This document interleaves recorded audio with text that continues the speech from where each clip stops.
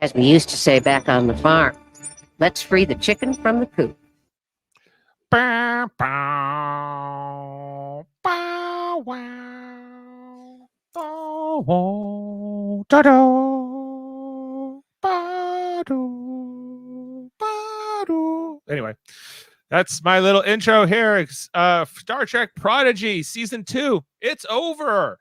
And we're just getting started here on Live Long and Podcast for our final installment of this Season 2 review, specifically on episodes 16 through 20. I'm Dave Mader, joined with Davan Skelhorn. How you doing, Davan? You can see me? What? It must be glitching because of the radiation interference. That's right. There was a little bit of the cloaking device here, and we expect Jessica Chan will be joining us shortly. Chris Murphy, dead to us. Yeah, he was back to life for 1 week, but he's indisposed. Debatable. Yeah. Well, it was a resurrection, I suppose, but it's over. And so it's Davan and I here to talk about the end of this season. Spoilers. We're going to be talking about everything that's been in season 2. Of course, we've talked about episodes 1 through 15 of season 2 already. This will be us talking more specifically about the ending of this season. We didn't know what was going to happen when we left last week, and now we've seen it all, Davan, and we're going to break it all down. So if you don't want to know what happens in season 2, get the hell out of here. But if you have, stay around. We're going to talk all about it. Chris Murphy in the underworld. Exactly. Oh, and speaking of, there she is. Oh. Hello. Welcome. Yeah, not too late. We just got started a minute and a half ago or so. Welcome. Good to see you. Yep. You just missed us playing with toys while Dave hummed. Yeah, we played around with the toys. And so we're all here to talk about the end of it. Okay, so live stream here on Facebook, YouTube, Twitch. Throw some comments in if you have some feelings about season 2, and we'll get going here.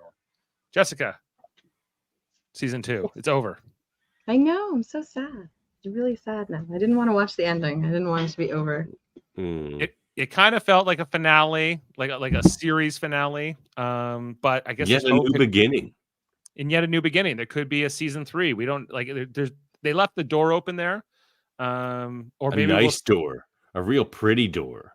It was pretty funny. I don't know, because it felt like almost like they were gonna leave it on a cliffhanger, and then they got word about the cancellation, and they were like, "Oops, okay." It kind of felt like they changed track, because it almost felt like a cliffhanger towards the end a little. It was like, we could be back, but in case we're not, this kind of is the end. If this is the end, then this is the end. And, I think that it's pretty satisfying, if this is the end of this particular story. We see a lot of tie-in with the canonical events that have been shown in other Star Trek shows, most specifically the attack on Mars. Kind of is a big deal here in these last 2 episodes, and or especially the last episode, and setting up what could be the future there. Is that a purely Picard thing, or is that like some other Star Trek referenced that before? Or is that just Picard totally thing?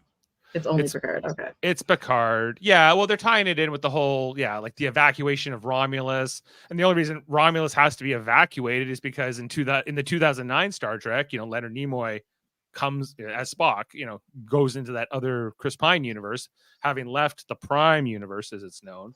And that had set up that had destroyed Romulus in that universe, or in the Prime universe. And so the aftermath of all that is playing out here. We get to see some of the Starfleet uniforms shown in Picard, more specifically that Admiral's uniform that like Janeway and Jellicoe wear at the very end there after the attack. But there's more to talk about than just that. Davan, how excited were you to see Chakotay given command of the USS Voyager A? I'm fine with it. I mean, there were times on Voyager where he was the better captain at times than Janeway. He pretty much always kept it together. Whereas, she was a great captain and, got them through it all, but she lost her shit a few times. And he never really did. He was pretty steadfast, and I think that's what you want in a captain. Yeah, you're right. There were a few times where I think Chakotay has to go to Janeway and go, Catherine, it's wrong. We can't do this. Like, what are you doing? Like, I'm the Maquis one. I'm the outlaw. Yeah, exactly. Yeah, that happened more than once. You know, for the most part, though, we get a happy ending here to this season. Like, you know, there are some challenges and some ups and downs and everything else, but I'm mostly, you know, happy with how that, you know, it kind of shook out here. I guess the other big thing was that we kind of knew this was coming. It had been set up in that premonition where, you know, Dal's, you know, kind of concedes command to Gwyn as they become their own viable crew. And you know, so she kind of becomes the captain, he becomes the number one. If we ever see them again, I guess that will be the dynamic, you know. It was all very nice. All the wrap-ups it was all very nice. Like with Wesley and Beverly too. Like I was gonna be pissed actually if there wasn't something like that. That was gonna be a sticking point for me. Yeah. It was cute in this context of all the things we know about them, but it was also just felt like the writers were just like, call your mother. Call your mother. Everyone, call your mom right now. Yeah, Janeway was like a proxy for the audience where Wesley Crusher goes, oh, how's my mom doing? She's like, you should tell her yourself. Yeah. I haven't talked to her in 10 years. Maybe I should I felt like the only thing with this was like, and it's not Prodigy's fault at all, it was like too much Picard in my ending. But like it really made I know Davan loves when I compared this to Star Wars, but it almost made me feel like Clone Wars, in the sense that like Clone Wars was very much like picking up the mess of the prequels and trying to make something good out of it. And then this felt like Prodigy had to do the same. They're like, oh, well, this is what we have to work with. So I guess let's try and make a hopeful ending after the absolute nightmare future that Picard has built for everyone. Yay. Yeah, well, like once you Worf do was it, living his best life in that show. He was the only one. It's right. like, oh, you love 7 of 9? Remember how she took a young boy under her wing? We're going to murder him horribly in front of your eyes for everyone to see. Isn't that fun? Is that fun for everyone? I'm so glad we can catch up with the Voyager crew. Yeah, let's see each him get his I'm not here to praise Star Trek Picard, especially those first 2 seasons. But I respect that they stuck with the canon. That's fine. That these are like these. This is the time period we chose to set our show in the Star Trek universe. This is what's happening at the time of this particular thing, and really this should also kind of be shown in Lower Decks, I would think, because Lower Decks is kind of right around this time. They're actually maybe about 2 years behind what these events, but it's the end of this season. So, but this is going to sort of hit them too. I don't know if we're gonna get a comm badge update and whatever. It's an interesting time period to like give us more content on, though, like the Romulan evacuation, the synth thing. Like there's a lot going on, so it does create kind of an interesting setting for like another show, and it's the best or another season. I think it's just a challenge because Lower Decks and Prodigy are both the very like heartwarming or very like jovial. Like their tone is very lighthearted and fun, and then it's like Picard's just like blah. Like it's hard to mix these things together because it's such a tone shift. That's true. But the good thing about it is that it's animated, and therefore, because like these events are supposed to happen like right after, or within a few years of Star Trek Nemesis. Of course, that movie was in 2002. So, and Kate Mulgrew, it's 22 years later. She can't play, like she could try, I guess, to play like this version of Janeway, this younger version, but it would be kind of a stretch. Animated, it doesn't matter at all. And so, because we had all those years where we didn't have any stories with the TNG era crew, right? Most of those actors are still living, got their voice available. So whether it's Lower Decks or Prodigy, you can bring them in and kind of fill in these gaps.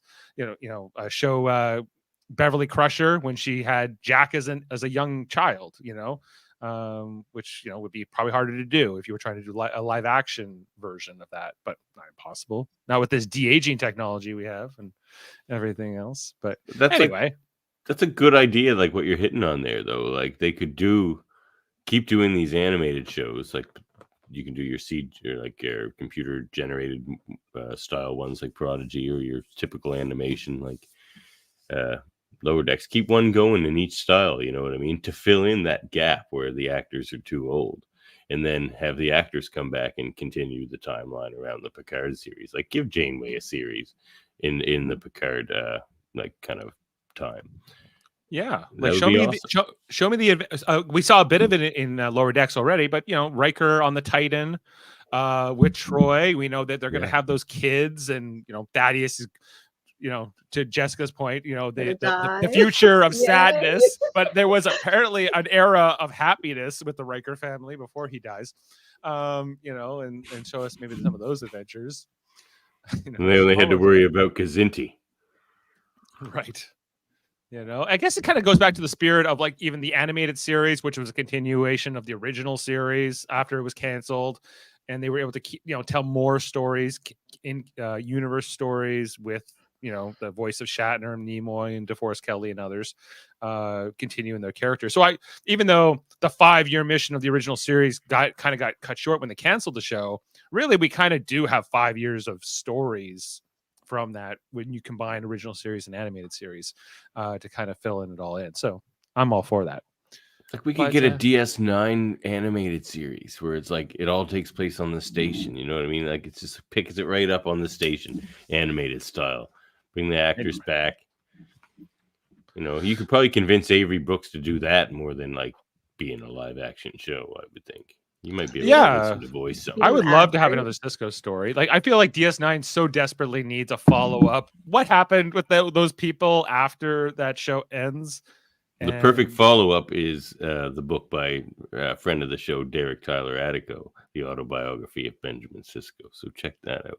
I had to stop reading it on the plane because I didn't want to cry in front of everybody. Like every 3 pages, I was like welling up, and I'm like, you know what? I'm not going to cry in front of everyone on this plane. And I set it down for a bit. It would be okay. They say, why are you crying, man? And you go, Sisko. And they'd be like, I get it, man. I understand. The Sisko. The Sisko. He's quite the icon. Can we get into like maybe the details of these specific 5 episodes that we're gonna kind of just close out here? I want to start here with Ascension Part 2, which, you know, we kind of closed off our last podcast talking about Ascension Part 1, and like Ascensia, get it? Yeah, I get it. Written by Alex Hansen, directed by Sean Bishop, and I gotta tell you, this episode, I was on the edge of my seat for all of it. It was exciting. This particular episode, I was excited to get back into it tonight or today, I guess, when I started, you know, binging these 5 episodes. You know, with this cliffhanger we were left with in Ascension Part 1, where, you know, Voyager and the Protostar under attack. Ascensia's got her big, powerful war machine, and she has Wesley Crusher in her grasps, and she's using all of that power to sort of really take it to Starfleet here. We got the Nova Squadron cadets flying with Dal against the drone attack through this, and it's, you know, it's looking kind of dire. Okay, question to both of you: does this group redeem Nova/Red Squad? The reputation of Nova/Red Squad. Majel, yeah, more specifically, yeah, I think she's the most redeeming member ever, aside from Wesley Crusher, I guess. And Cedar Jackson. I know it's hard because then, yeah, in the next episode, doesn't she resign? So it's like it's a temporary resignation. Don't worry. It's only so she can go on the insurrection version of things. Yeah. So we see like the Voyager's under attack. It's not going great here. Protostar trying to come out here, trying to remember all the details, but it was a lot of action. They're losing the fight. She's got Wesley Crusher, but we'll find out that this is all out of him. We'll find out this is part of his plan to get captured because other things have to happen or something. So we don't really find out that till the next episode. It reminds me. Do you guys watch Farscape? No. Oh, that's a great show. We should review that show. Mm-hmm. But anyway, okay, it reminds me of an episode of Farscape where they like suck the juices out of people, like they're sucking the juices out of Wesley there. Yeah, they're sucking him out with she's torturing him too. And we see this one possible future where Voyager blows up. which she loves, and she's all for that. She's like, great, let's go for that. But we'll find out Wesley Crusher is playing her. Sorry, it's a lot. Still don't care about Ascension. I was just like, I'm so over her by the end. I'm just like, can we just beat her already? Like, can we all just come together and defeat her? She doesn't have a personality. That's what I don't know. The whole time I was just like, it's very like Ramsay Bolton to me. Like, there's not much to her except she's just smug and evil, and she always seems to be like one step ahead for some reason that they don't explain to you. That she's always just like better, just a little bit better than everybody else. And everybody else combined. Any machine. Like, yeah, any machine she needs, because like her younger counterpart doesn't seem all that capable, you know, or like or anything, right? It just seems like, I guess she's supposed to be like the woman version of the diviner, or like sort of a more extreme version of the diviner, but I don't know, I'm so over her because she's not even willing to even contemplate anything else than what she wants. Good diviner is so much more interesting than evil diviner, which proves my point that I've made several times, that heroes are more interesting than villains. Yeah, they can be if they're compelling, and I agree that Ascension is not a compelling villain, other than she's this thing you have to defeat. But even the rest of the people on her planet don't even like her, you know. So it's like, I think like of the only thing that I would have to say, like, I find the show's always so good with storytelling and how much they can fit, but I do feel that they were a bit too vague on what happens to the Vonnegut to make, like, because the diviner was also awful, like super awful, but they're very vague on what happened in the Civil War to make those two so atrociously bad. Like, they're really, really terrible. But because we don't get their backstory, kind of like, just like, well, they're evil. It's very condensed. You're right. Like, the backstory is like, like Starfleet showed up, and eventually, like, that led to sort of a civil war where they turned on each other and it destroyed the whole planet. And so the diviner and Ascension were like, damn this to hell, we're going back in time to try to right the wrongs and destroy the Federation forever. And, you know, I don't know. The Xindi. Is this like a rehash of the Xindi storyline? Now that I think of it?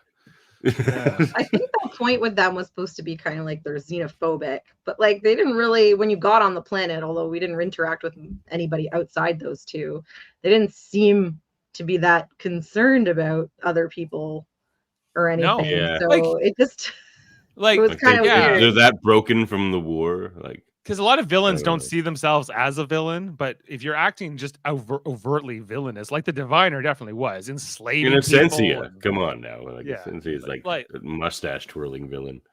Yeah, she like ruined her whole planet basically, and then said like Starfleet were the bad guys. But she just seems like, I would get it more if she was trying to turn Gwyn to her side, but she's not even trying to do that. You know, there's nothing, right? Like even Darth Vader has more interesting characteristics about him than her. I also just want to point out that these Binars were present. Yeah, I noticed that. Yeah, Janeway has an Orion on the bridge. There was a lot of cool species kicking around in these 5 episodes. Because in this Ascension Part 2, we see like they get hit with sort of like this temporal torpedo, kind of like in Voyager, where we saw that Krem torpedo get lodged in the ship in the Year of Hell, that kind of blinded Tuvok. But this one's much bigger.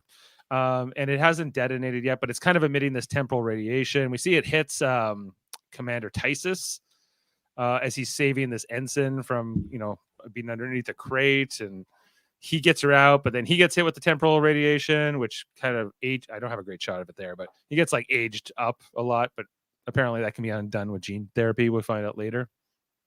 I thought they can live forever, or it's just because it's not natural aging. It's not, I guess if it's temporal radiation, you can do something about it.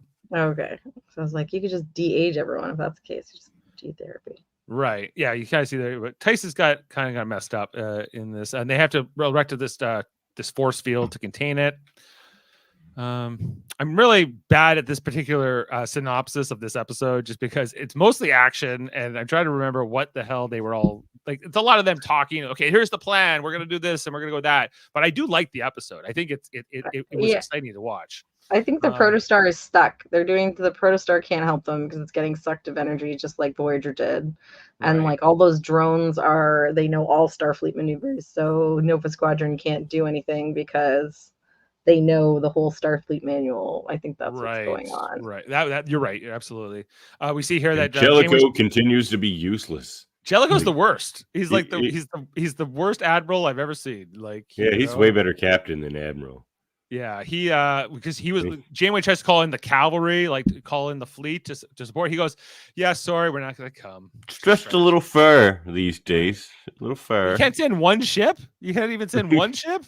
And why are they stretched so far? Because of the synth thing? It hasn't happened yet. Because of the Romulan evacuation, they're barely helping. Like, get it done, Jellicoe. That's right. Get it done, Jellicoe. Oh, she should have said, "Get it done" to him. That would have been sweet. Yeah, Norman's with us on this whole Diviner had no redemption. He's willing to kill all his slaves. Yeah, like he's just too evil. And I was like, okay, here's the other thing. I'm kind of skipping ahead, but here, pulling this down because I think I understand what they're trying to present here.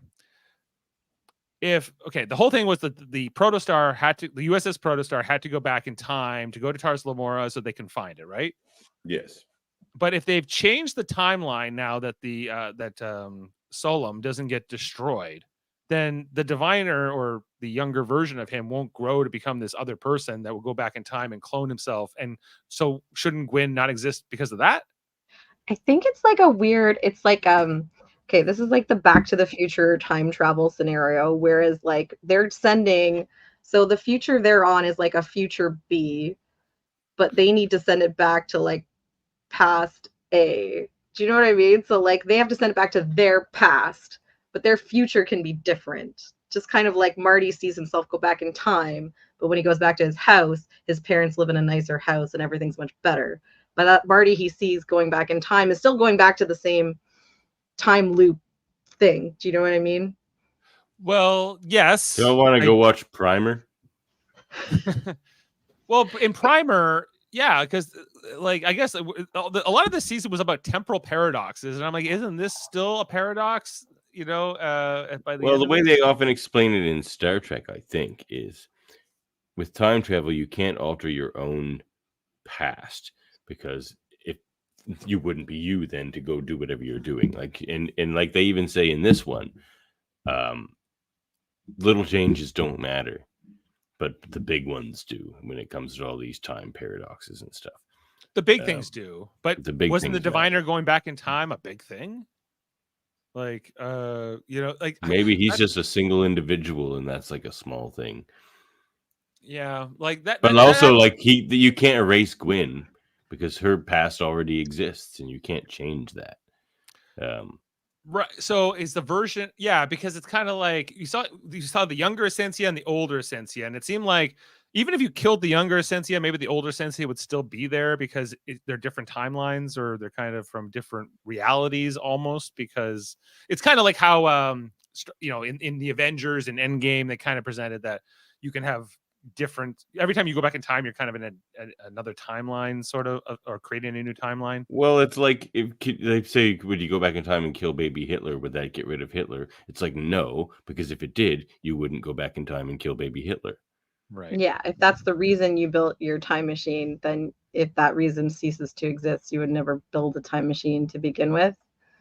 I don't know. I feel like it's just like this kickstarts their journey, the journey we've already seen. It has to be there to start their journey, but from there on the future of Solum can be different because that past has already happened. But their journey started before they found the Protostar. The journey started when they were enslaved by the Diviner, so he has to be also not in this time loop though. I don't think that had anything to do with the time loop. The time loop starts like the minute they find the Protostar. It may be like Tashiar. Okay. So like there was the Enterprise C Tashiar, right? Yeah. And so that didn't negate it. Yeah, that might be the best way of putting it, Norman. They're closing their own loop. Like they're the one affecting this like time rift, and they have to like close their loop to get the Protostar back to their beginning to close their own like time loop. That was when they do that. I was like, I knew it. Did I call it? I was like, this is gonna be freaking Bill and Ted time travel, because that's the whole Bill and Ted. Like, how did all this happen? Because it was them. They did it. They go back in time and they make it happen.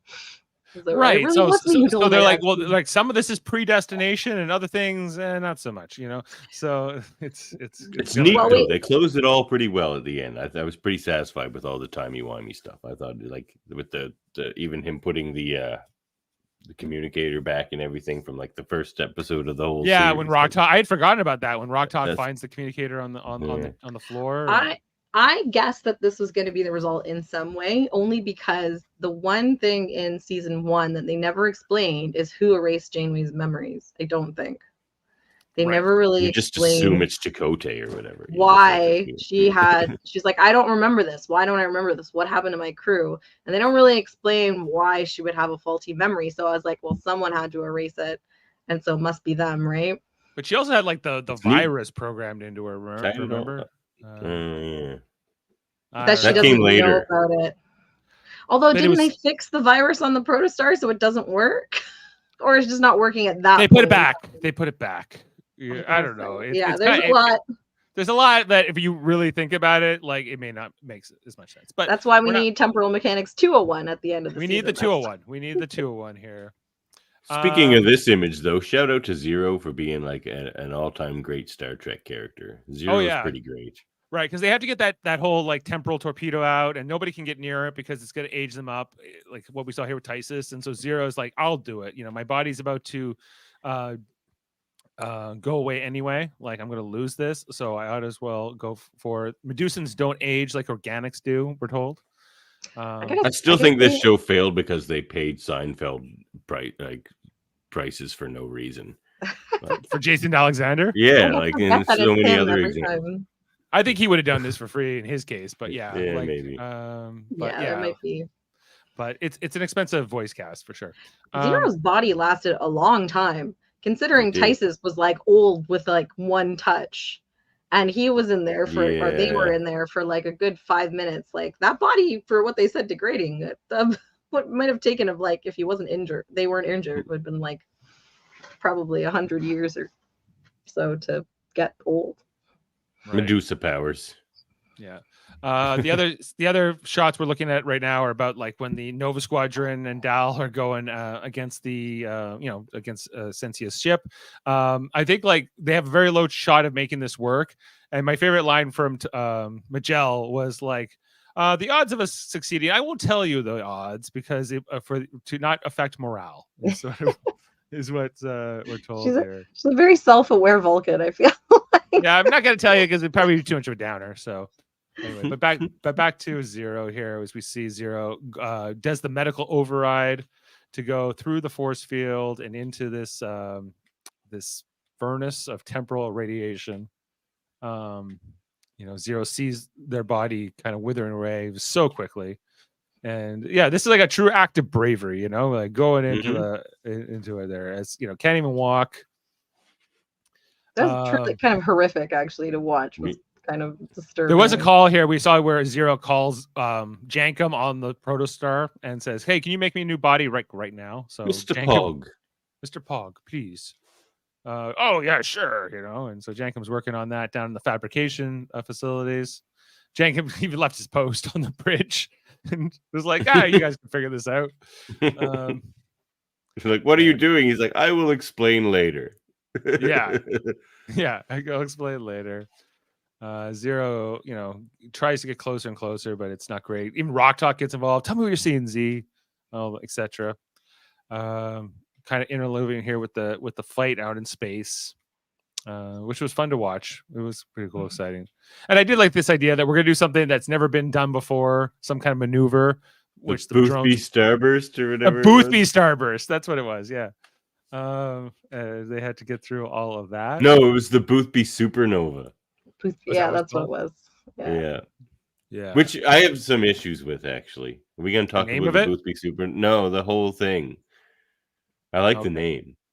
So But So before that, they they have a do maneuver for being chased by a weapon and forcing that weapon to run into some other giant structure while it's chasing you, making that structure explode into a Boothby supernova. Like, what? That's the most convoluted maneuver to have At the That's enemy why it's could never never. been done, Davan. That's why it's never been done before. This could Okay, never fine. be anticipated. Come on.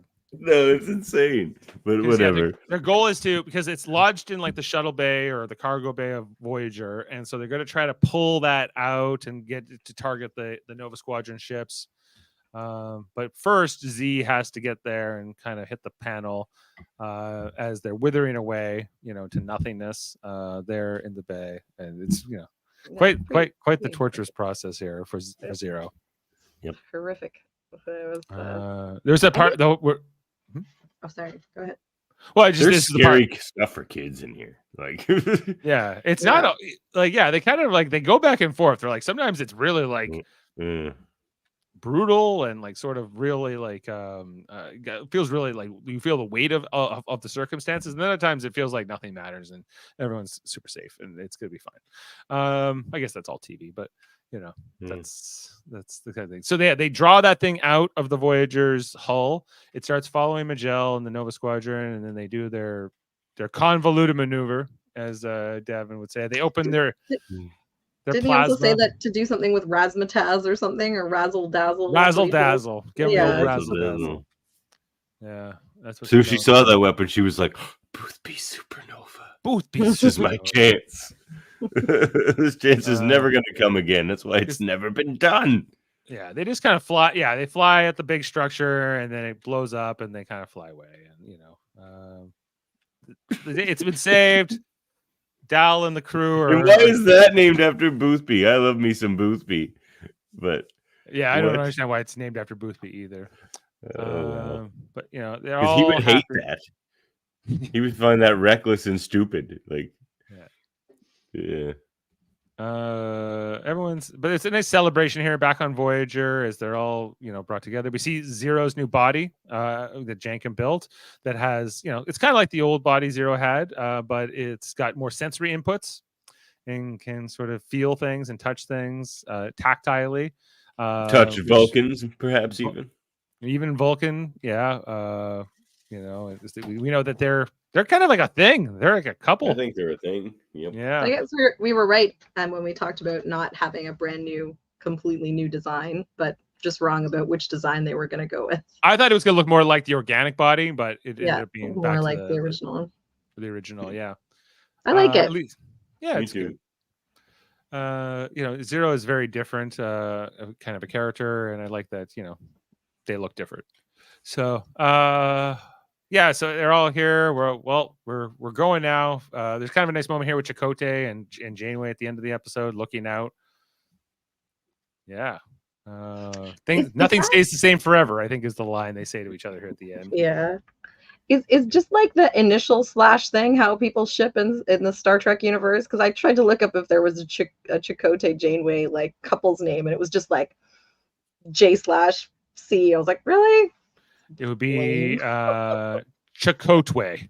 Yep. Chakotay. Yep. That's my Janeway. Back on. So we see her. Ascension wasn't on the structure that gets blown up at the end of the episode. I guess it was remote. And Wesley's laughing at her, and she gets really mad and kind of tortures Wesley some more. Does her more evil maneuvers here to kind of close out the episode. She still got him. That's right. That's the best spelling I've ever seen. Akuchi Moya. Yeah. All right. So that's anyway, that's kind of our the end of Ascension, and that two-parter, and then we go into episode 17, which was called, what was it called, guys? Brink. Let's talk about Brink. Let me just get the screenshots for that. We're on the brink of talking about Brink. We're on the brink of talking about Brink. Correct. Still just reminds me of the 1990s rollerblading movie from the Disney Channel. Brink. Yeah, Brink, written by Diandra Pendleton Thompson, who I think we've seen on here before. So let's talk about this one. So yeah, this is back on Stardate 61914. I'm not sure when that was. Months ago was kind of like the thing here. And we see that so Sensio has been working on this, like these wormhole weapons for a while. I guess it's been a year since, or 2 since Ascension has come back in time, maybe. And so, wait, how much time has gone by? Because this has to have been after Ascension took over Solemn, right? I don't know. Anyway, maybe not. maybe not. Hmm. Unclear. I kind of zone out whenever Ascension is on the screen. Even when Wesley Crusher shows up and does his fancy. No, that's cool. His traveler stuff. I like the Wesley stuff. All the Wesley stuff. I love that he had like they take his powers away and he has to like help out as Wesley. Right. Because Right. Yeah. Wesley is like the one character who never needed superpowers. His intelligence was always in a superpower anyway. He could figure out anything all the time, right? So, yeah, they take that away from him, kind of after this episode, and for the most of the season. Yeah, and I think Janeway says used to be a pretty good Starfleet officer, from what I understood. So, it's like, whoa, you never heard about the whole Nova Squad thing, huh? Oh yeah, she may not.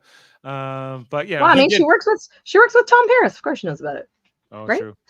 Well, that was different. That was a controversy. Controversy. Ricardo. Anyway, but he gets captured, but we'll find out that this was sort of a part of his plan. This was what he was. This had to have been after, like he met the crew, right? Like he met like Dal and all them. Feels like that. I don't know, like how long they were on that island with Chakotay. I guess is also a little unclear. And how much time has gone by? Months, kind of. Yeah. There was this scene in this episode here where they're like, we need to go back to Solemn, but we can't get involved in the Prime Directive. And basically, Gwyn says, I'm going to go back and try to, do this. And, I need to take a non-Starfleet crew involved so that Starfleet, because Jellicoe, of course, ordered them to stop the mission. Jellicoe's the biggest downer admiral ever. He's not getting it done. He's not getting it done. He's always like, come home and do nothing. That's always that's the new Jellicoe. We don't have the ships for this, Catherine. Just come on home. Yeah, we don't have the ships. I have no ships to spare you. What happened to the Dauntless? Like where that ship? Who's got that ship? Cool ship. Did that blow up? I don't think so. I think it was still going. Anyway, so they need this new Starfleet crew. So she kind of gets them all into their civilian wear, hiding their comm badges as they prepare to go into Solemn. This is her mission. And there's a few times where, Majel, I always want to call her to Lynn, shows up to join the mission, having resigned her commission. It's only temporary, don't worry. Resigned from Nova Squadron, more specifically, not even from Starfleet. Resigned from Nova Squadron. And yeah, like this is, we see the cloaking device that the personal cloaking device that Rock Talk develops here. That will, it's like this is again what the Harry Potter episode. The cloak of invisibility. We're gonna reference every major franchise. Yeah, exactly. In these episodes, before they go down, they show Gwyn that they're developing these big weapons on the planet, and preparing for war with the Federation. And they leave Tysus to babysit Gribble, who's mostly house trained, right? So that was yes. Here, and there's a couple times here where like Gwyn's like, we're gonna do this, and then Dal would say like, is that really the best idea? And she's like, are you questioning my orders? And he's like, yeah, sorry, I'm all for it. Whatever you need. And so they beam down, get to the planet, see all the weapons being built. They hide through the city. They see how these dreadnoughts are like scanning all the people, and Solemn under the Ascension rule, not the funnest place to live anymore. Didn't really explain how she took over, and like those leaders with the masks were like in prison. Like she how did she take over so quickly? Dreadnoughts, military coup, I guess. It seems like she's got the dreadnoughts and on her side, but it's unclear. Like how she, you're right. How is she always so far ahead of them? So one's 2 steps ahead of them. She's always, or she just gets lucky and she'll win a fight, because somebody's getting erased from existence or the timeline. And so anyway, they're moving through the city with their cloak of invisibility.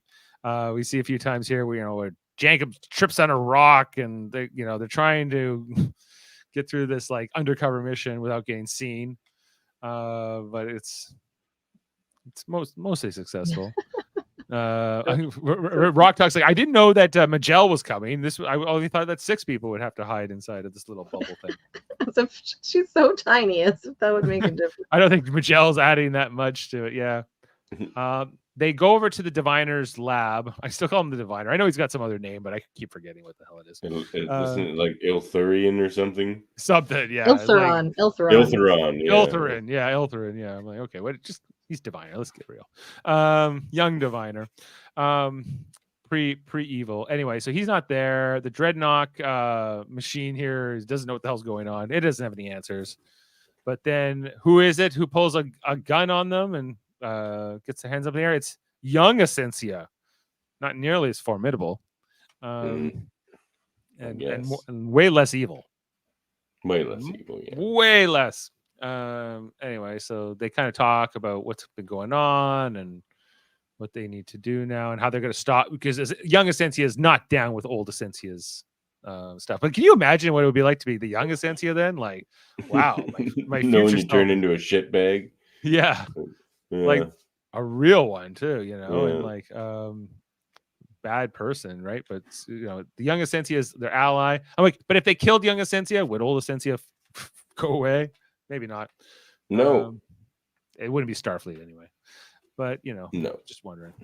Anyway, so they figure out in the course of this conversation that they want to save Diviner, but they also need to save Wesley Crusher, and so they decide to split up. Even though Dal says, "I thought we had to all stay together," and again, this is more Gwen going, "Are you questioning my orders? Let me call the shots." And so Dal backs off.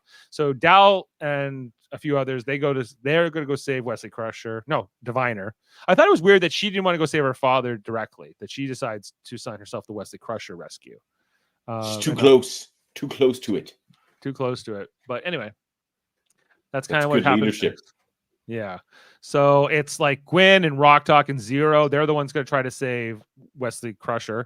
But they're and Murph is, I guess, along in this team. And they're trying to go up to the gates of like where they're holding them, but inside of the invisibility. But it's a little spotty. The guards can kind of definitely see them. A lot of the time. Just keep pretending. They're like, hey, can they see us? And then they end up knocking them out. But a Dreadnought comes along and is kind of onto their them right away. We see here like Diviner and like whoever the government people were on Solemn, they're being taken away by old Ascensia's guards and goons and on a train. They're going to whatever internment camp they're running there. So they're getting ready to save them. I think what does Dal want to do initially? Steal the train, or something. I don't know. They're just steal ships and things that move. Yeah. But I think Magell says like, but there's no logic to your plan, and we're going to die. So.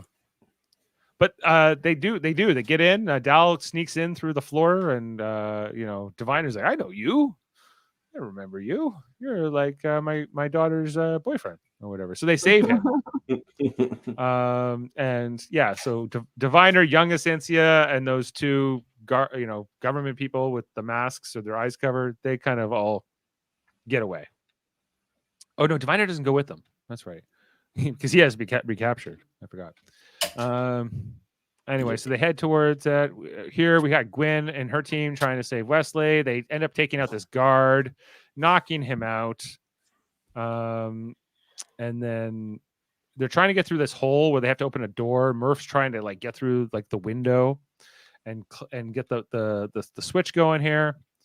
And but then these other guards come along and they take the knocked out guard and they kind of use him as a puppet to like distract them, right? Actually, a lot. Just the arm just is up like this. Yeah, Zero's like controlling like the body. It's kind of like a Weekend at Bernie's kind of a situation. But they're all speaking whatever language, and like so they got to get Gwen behind the corner to kind of say something that makes them all laugh, and then they all run away. Oh, that's hilarious, amazing. I like thinking that the Diviner not only trained her in like 900 languages, but also like Volnicott humor. Just like I told you how to tell Volnicott. This is like the best joke if you're ever puppeteering a guard in the corner. Yeah. Anyway, so Murph does get through. All Murph had to do was get his arm through, it seems like, but he went head first for some reason. with Like, his arms behind him as well. That's Yeah, very it seems like he could have gone with his arms and first, but anyway, they had to buy the time for Murph. They get in there with Wesley Crusher, who's happy to see them, and we kind of figure out that he tells us, I kind of got captured on purpose. This was all part of my plan. Good to see you. I knew you would be here. He's writing all these calculations on the floor about everything that's going to happen with the timeline. He's got this whole thing planned out. He tries to get them out of there with his powers, but they're too weakened from getting his head fried by Ascensia's electrical machine. And then he goes, "Hey, where's the rest of the people? The guy with he doesn't even know their names, which I think is also hilarious.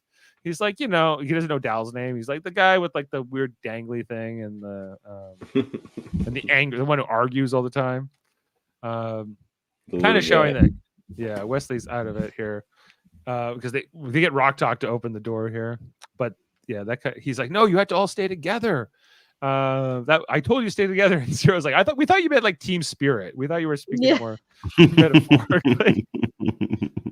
Like how mad he got. I was like, when you couldn't foresee a bunch of teenagers didn't listen, but also like you could have been a little less vague, dude. Right. Like, if this was so critical, like were the seven of them never supposed to separate for any minute of any day because it's been a while since they last saw him. And I don't know, like this didn't make a lot of sense to me, but it kind of shows Wesley's, he might be powerful, but he's not as all-knowing as maybe he seems to be sometimes. So he's a little frazzled. He's a little frazzled. He's trying, the equations aren't working out. So Gwen gets really down on her this decision. Oh, this was the wrong call, the splitting up. Then they're like, oh, well, there's Dal and all our friends, but they're captured by Essentia. She even has like the evil brow, like Essentia, right? Like here, she's constantly like sort of got that brow going there. She's like, this is amazing. I have my Wesley Crusher pet back, and the man who would lead the insurrection against me. Now I know to get rid of him. Because Wesley tells us he'll lead the counter revolution. And then they had this portable transporter. That was one of the reasons Dal objects to splitting up, was because they only have like this one portable transporter to get them back to Voyager, sort of to go, and they wouldn't have that. But Dal, with his little tail on the back of his head, finally comes into a real use here, as he uses that to pull that out of his shirt as he's got his hands up, throw the portable transporter thing along, just for it to be caught by Wesley Crusher in the nick of time, to beam up, get the Diviner and Wesley out of there. And as Essentia tries to shoot them in the face as they go along. And they get them back to Voyager, where they run into Chakotay and Janeway. But then Wesley's like, well, yeah, I'm back, but I have no idea what's going to happen next. Da, da, da. And that's the cliffhanger for this episode. So that concludes our breakdown or recap of Brink, which takes us into episode 18, which was called Touch of Grey. I don't know why. We'll get by the Grateful Dead fans. Oh, okay. I'm clearly not. Touch of Grey. Right. Yeah, so we see. Yeah, what does happen? I'm not sure what the name means. Yeah, this episode is a little bit of a misdirect because the beginning of it takes place before the end of the previous episode, so we're kind of catching up here with Janeway. She's kind of giving her log, worried about the kids here, and Chakotay comes to see her, brings her a gift, the anniversary of her first command, the comm badge. Because that being the USS Voyager, her very first mission. Go capture this Chakotay guy, if you remember. She had her security chief Tuvok infiltrating his cell. They even show the model of the original Voyager up there, and remembering those days. And there's been a nostalgia here. They're a little bit older here. Yeah. Chakotay remarks, we're not as young as we used to be. He's like, yeah, I spent 10 years on an island, so I'm. Like, I don't know if Janeway and Chakotay were the same age before, but he might be older than her now, physically. And And that kind of just brings us into where we left off at the end of the previous episode, as we see Diviner and Wesley Crusher come to the bridge, and we kind of see we got a couple different angles of this scene again. But Crusher's on the thing, and that was actually that's like the opening. Almost all of these Prodigy episodes in the second season haven't had like openings and then credits. It always just starts with credits, but this was one of the exceptions where we actually get like a teaser scene. So let's get into this one. So it starts off in sick bay as we see how much damage Wesley's like neural pathways have taken. I guess Diviner's doing a little bit better. She doesn't have his powers. Oh yeah, and then we see here Tysus shows up. He's like who doesn't look old anymore, by the way. I guess that gene therapy worked pretty well. Ascensia's got them last episode when he was babysitting the Bribble. Where is the Bribble? You're right. We've already seen him de-aged. Okay, I forgot. Yeah, you're right. And then on I guess Solum TV, which Tysus is tuned into here. Ascensia's got like all of the rest of the Prodigy kids captured, and I can actually call them the Prodigy kids now because they actually have a ship called the Prodigy. We'll get to that.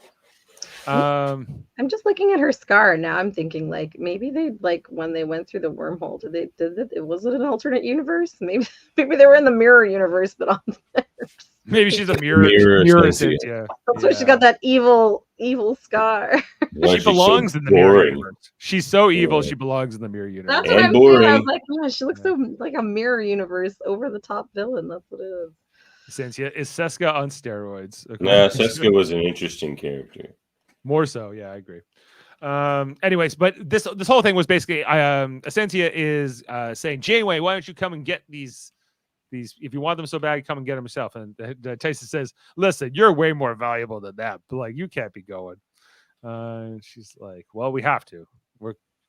Wesley Crusher wants to go, the doctor wants to go. As they're on this train to the prison, Murph can't get out. Gwyn's beating herself up about the decision to split up. As they're brought into this like chamber here, they're basically locked inside of a room, but we're gonna get to that. Yeah, and so on Voyager they craft a ship, like a shuttle, based on that will get past into Solemn, right? A Solemn kind of ship. Here, no, this has to be on the Protostar actually because this has got hologram Janeway, right? So, yeah. I guess because they already made the fabricator scene for the Protostar, so right. But couldn't Voyager also have a fabrication lab? Or doesn't it have hollow emitters everywhere for the Doctor? Yeah, I guess this could be on Voyager, but I got the impression that this is more that this actually is the Protostar. Anyway, and we see we have a scene here between hologram Janeway and the Doctor. Hologram Janeway is different than other Janeway, real Janeway. She's a hologram and she kind of thinks like one. And a fangirl of the Doctor. A huge fangirl. And he's like, well, it's nice to have fans, but he's kind of flattered by the whole great thing. writer. Yeah, I don't think real Janeway would say these things to him, but it was nice. It was a fun scene. And then they leave Tysus and Counselor, what's his name? Gnome? Was that his name? Yeah, in charge. And he's like, oh, don't worry, I'll watch out for Tysus here. Make sure he doesn't get us in trouble. As Chakotay and Crusher and Janeway and Diviner, I guess they all leave on this little airplane ship that they built. As they're heading down, they kind of talk about him not having his powers anymore on the way down. This is where she says, you need to call your mother. And he can, he kind of makes a face about it. Your mom, Wesley.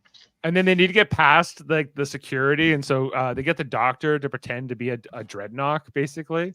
But he's like he uses a bunch of words like humdinger, and humdinger. I'll save you a seat at the show or something like that. I like Michael was just like, so what does humdinger involve in the? I don't know how that translates. All the best stuff was the Doctor stuff in this one. It was hilarious, yeah. Anyway, so they head on down, they land on the planet some distance away. Like you see it like how far away they have to go from where they land to get it. This will come back later as they start walking along. And then this is we see where like the Prodigy kids have been locked inside of Ascensia's Coliseum of Death. She's got she's not just going to execute them. No, that would be too boring. She's going to do something way more imaginative. It's got a Bond villain in it, man. She's got a Bondville in this. I want sharks with freaking lasers on their heads. Yeah. Well, we have sea bass. They are mutated sea bass. Are they Are they ill-tempered? ill-tempered? Very, very well. Okay, good. Ill-tempered sea bass with lasers. Yeah. Anyway. I think she needs a Scott. I could shoot them right now. Like they're right there. Yeah, I wish there was like a Scott Evil there talking to us. He'll say, "Why don't we just kill them?" Like, Yeah, just shoot them in the face right now. I could do it together. But there may be a reason because the way she wants to dispatch them is with the loom, which would not just kill them but erase their existence. Dreadnought, you just don't get it, do you? You don't get it, Dreadnought. You need to erase them from the timeline. Why don't we beam them into space, Dreadnought? Yeah.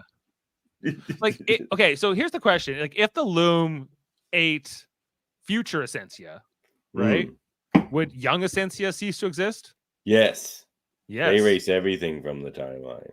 Okay, so that's keep that in It mind. reminds me of something of like I don't want to. It's like kind of a spoiler, but did you ever watch Hitchhiker's Guide to the Galaxy? Like the book series, the trilogy in 5 parts. I'm not as knowledgeable about it. Oh, okay. It's kind of a spoiler for the very end, but there's a bit of a technology like that just kind of like eliminates every instance of you in every timeline. Every timeline, they're all dimensions as well. Yeah, everything. Yeah. Okay. Scary.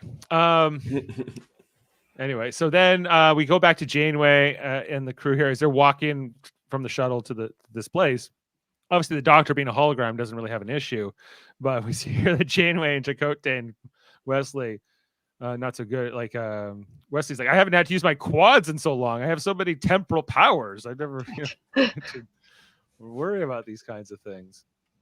But they make it to this like Coliseum. They got their good thing. They brought those binoculars. Where the hell were they storing those?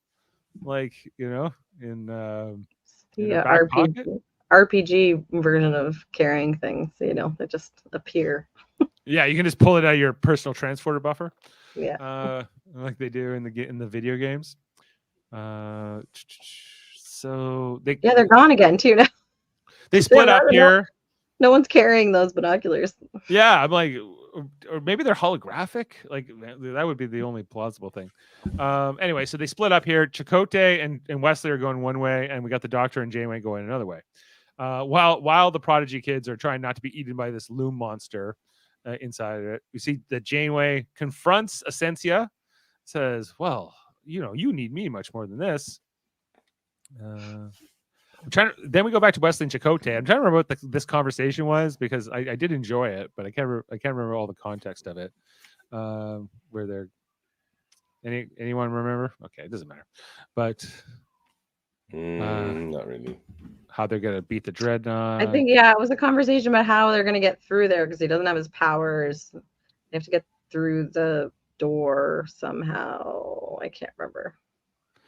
Yeah, I know. They got to work together. Interesting team up, Wesley Crusher and Chakotay. Didn't think I would see it, but here we are. And they're running away from this loom. They notice that the loom has got like a torture electrical collar thing on, and that it's suffering. Anyway, so we see here that Ascensia is like, well, yes, I could interrogate you, Janeway, but I'll just shoot you in the chest because that's my thing. And then she was like, no, I'm dying. And then I was like, there's no way that I was already cluing in here that this was the Doctor pretending to be Janeway.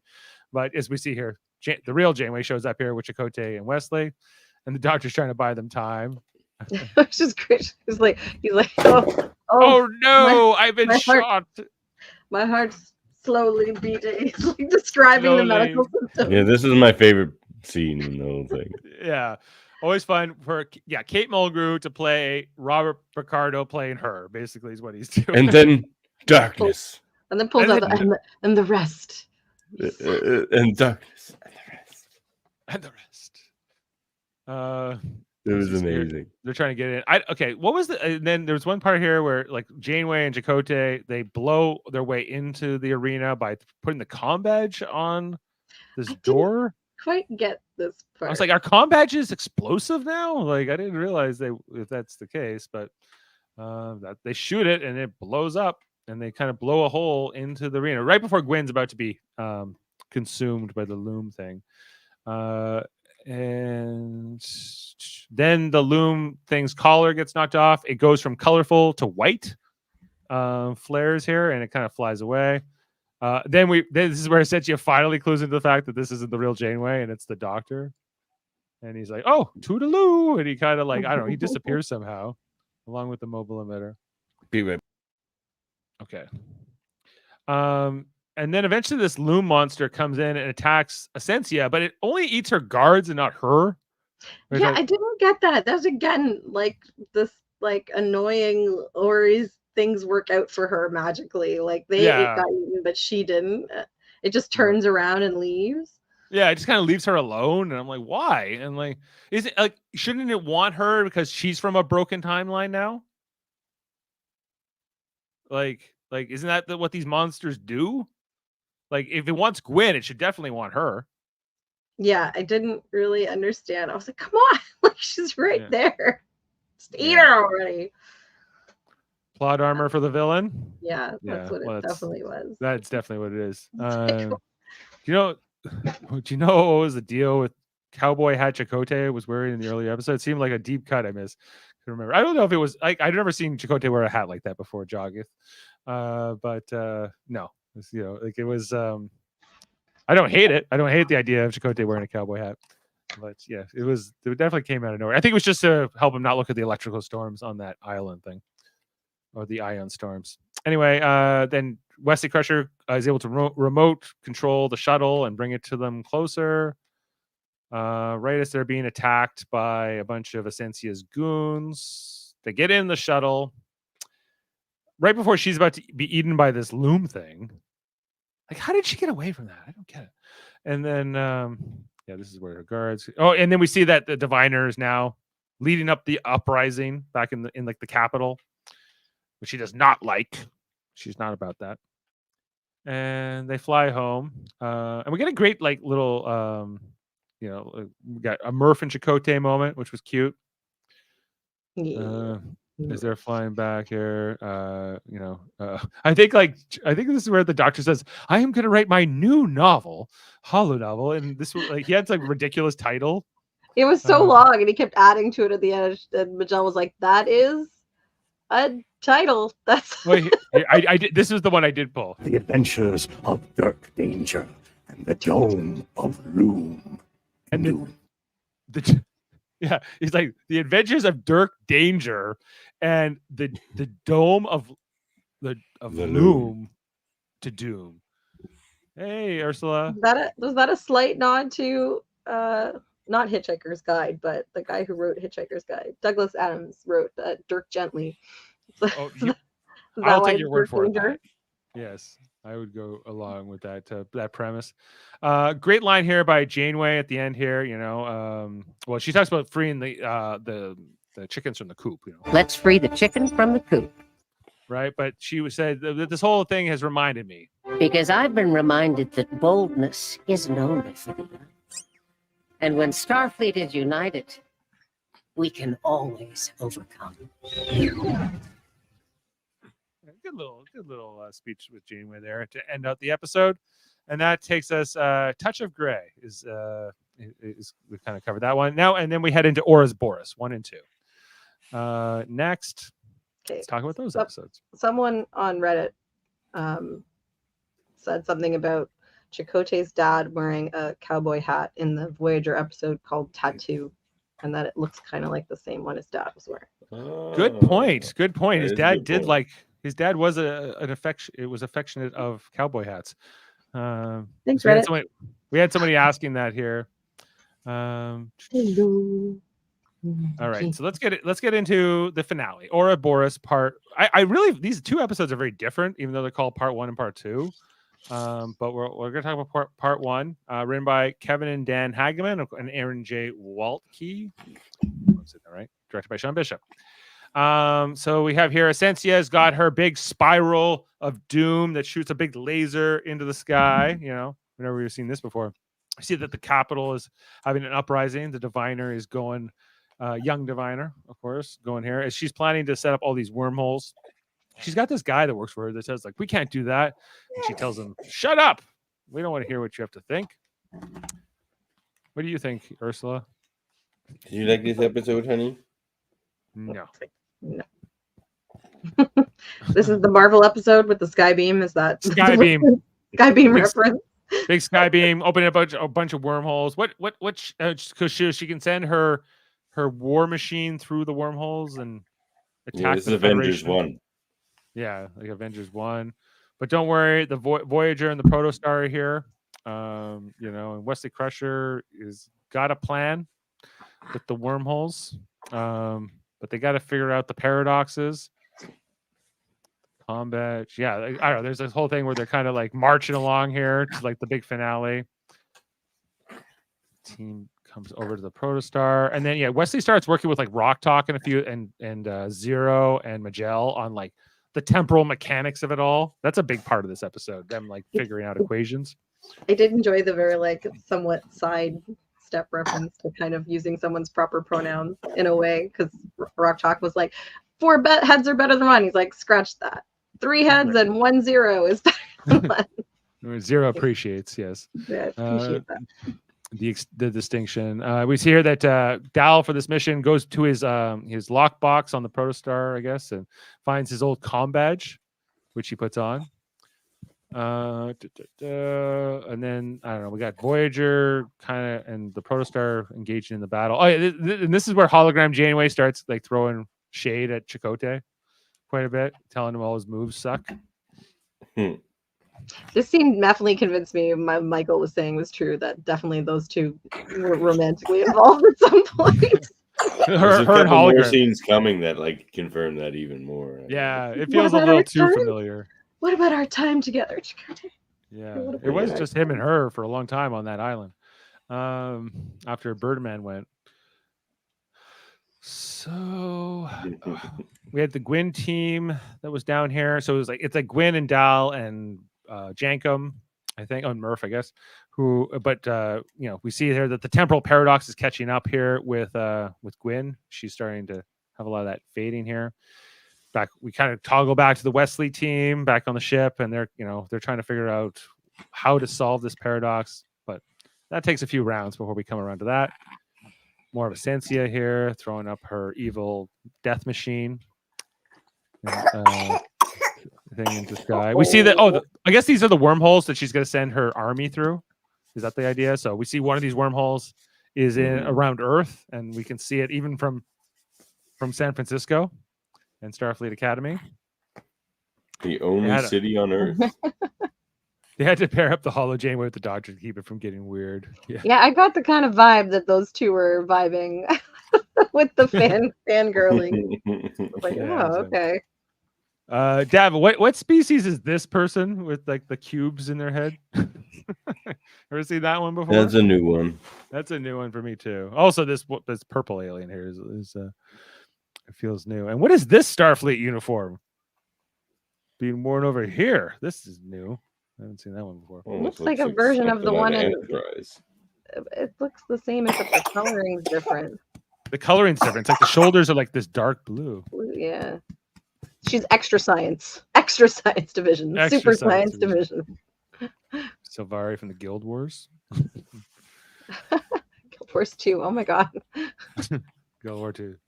More space battle takes place. Ascensia is mad. Janeway's here to stop her. She doesn't like it. Gotta twirl that mustache. And then we had a lot of battles here. Climbing ladders was a big part of this finale. It was exciting, but as I'm trying to summarize it, it's just a lot of them like climbing ladders, them running away. They get into a fight here with some of the dreadnoughts on the planet, and like basically Diviner is like, I'll buy you time. I'll hold them back. Me and this one phaser. As like they all head up here. Murph actually pulls Jankum Pog like up really high up the spire using his stretch abilities as Gwyn and Dal make their way up the staircase. And this is the scene here when we get to everything with the Chakotay and hologram Janeway, where she's like, "Your old Maquis tricks don't work. You suck." And he's like, "Why are you being so mean to me today?" And he's like, "Because doesn't this ship have to go back in time, and don't I have to go back in time and get erased?" And he's like, "Yeah, we'll just make a backup of your program." And she goes, "I'm too big. I can't possibly fit." And I was like, "What about the EMH backup module? Like, we know that can fit a whole thing." Of course, that's exactly what happens here. But maybe that's only something Star Trek fans would think of. They also don't mention the fact that when she gets erased and rebooted, that she ends up dying later on. Right. Oops. Anyway, well, there's all that. Climbing wormholes. Oh, then Rock Talk gives us this whole summary of like, remember how we found the ship in 2382, and then it's going to go back in time to an undisclosed location, and then Chakotay did this. It was like this whole summary of like, if you haven't been following what they're trying to close, it was all kind of summarized here by Rock Talk in like sort of this montage. Yeah, well, that cleared up the fact that I was like, oh yeah, they don't know how long the ship had been there before they found it. I was like, that's a good point. How could they send it back when they don't know when to send it back to? Right. All they know is that it had been there a long time, enough that it had been buried in sand by the time they found it, right? Or something like that. Yeah. And everything else. So they give us this whole oh, Ursula, are you all right? Yeah, she's a little tail end of a sickiness. Oh. Yeah. Poor Munchkin. Please save me. But they figure out that there's one wormhole to rule them all, I guess. It's kind of what happens here with the Rock Talk and Wesley Crusher of it all, where they're like, that's that one. That sphincter in the middle will be where we'll go. So if I'm figuring this out, because I didn't really figure this out on the first watch through, I was like, wow, because I kept thinking this was all their fault, right? They caused this in the first place by going back for Chakotay. But now the way they're explaining it is that this was always going to be a paradox because they were the ones themselves that needed to send the ship back in time. So there was always going to be a paradox. I don't know about that one because I don't think so, because they established very clearly that the Chakotay and Birdman sent the protostar through the wormhole and they were not on it. Right? But they said, where did the wormhole come from in the first place that Chakotay went through? Isn't that what they're saying, is they're the ones that caused it or something? They're saying like, yeah, that is kind of what they say in the dialogue, but I don't really buy it because I'm like, but if it did like Gwyn wouldn't be fading here if this was always meant to be, I think that there was a change here in the timeline. But I don't know. It's all timey-wimey to me. Well, I mean, she's fading because they're getting closer to the, I don't know, maybe to the, because like, the Marty McFly thing, it disappear right away as he gets closer to the point of. But his older brother did. It's true. I don't know. I'm just trying to absolve them from the fact that this entire season is completely their fault. Because if they didn't go on the ship, none of this would have happened. True. Anyway, and so then we go back to here with Dal and Gwyn and Jankum and Murph as they confront Ascensia at the top of the platform, and Dreadnought for that matter. They're fighting along here. They need to get up to the top and do some stuff, and so they let Gwyn go off and fight, and Dal's going to climb up here. So we got a very long fight here with Gwyn and Ascensia, which Davan, I'm guessing this was not probably your favorite stuff. No, but the end when they're all like, "My will is yours, Gwendala." I thought you were good with that stuff. That was all very nice. Yeah, baby. Every time I try to talk, you cough. Honey. Yeah, but then, but I don't know. But Ascensia really beats up on Gwyn quite a bit in this fight. Gwyn doesn't have her heirloom, right? So she's kind of fighting with a pipe and whatever, and she's kind of fading out of existence for other parts of this fight.